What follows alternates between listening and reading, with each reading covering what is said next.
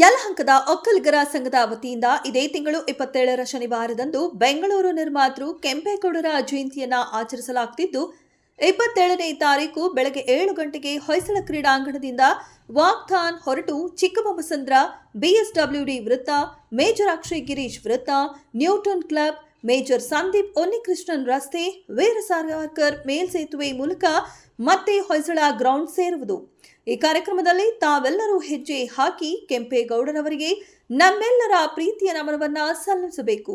ಈ ಕಾರ್ಯಕ್ರಮದಲ್ಲಿ ಶ್ರೀ ಶ್ರೀ ನಿರ್ಮಲಾನಂದನಾಥ ಸ್ವಾಮೀಜಿಗಳು, ನಂಜಾವಧೂತ ಸ್ವಾಮೀಜಿಗಳು, ರಾಜ್ಯದ ಮುಖ್ಯಮಂತ್ರಿಗಳು ಡಿಕೆ ಶಿವಕುಮಾರ್ ಅವರು ಮತ್ತು ಮಾಜಿ ಪ್ರಧಾನಿ ದೇವೇಗೌಡರು, ಮಾಜಿ ಮುಖ್ಯಮಂತ್ರಿಗಳು ಸದಾನಂದ ಗೌಡರು, ಈ ಭಾಗದ ಜನಪ್ರಿಯ ಸಂಸದರಾದ ಡಾಕ್ಟರ್ ಕೆ ಸುಧಾಕರ್ ಅವರು, ಹೀಗೆ ಎಲ್ಲ ಶಾಸಕರು, ಸಂಸದರು, ಸಚಿವರುಗಳು ಸಮುದಾಯದ ಏಳಿಗೆಗಾಗಿ ಮತ್ತು ಯಲಹಂಕದ ತಾಲೂಕಿನ ಅಭಿವೃದ್ಧಿಗಾಗಿ ಬಂದು ನಮ್ಮ ಜೊತೆ ಭಾಗವಹಿಸಲಿದ್ದಾರೆ. ದಯಮಾಡಿ ತಾವೆಲ್ಲರೂ ಅಪಾರ ಸಂಖ್ಯೆಯಲ್ಲಿ ಬಂದು ಅಭೂತಪೂರ್ವ ಕಾರ್ಯಕ್ರಮವನ್ನ ಮಾಡಬೇಕಾಗಿ ನಮ್ಮ ವಿನಂತಿ.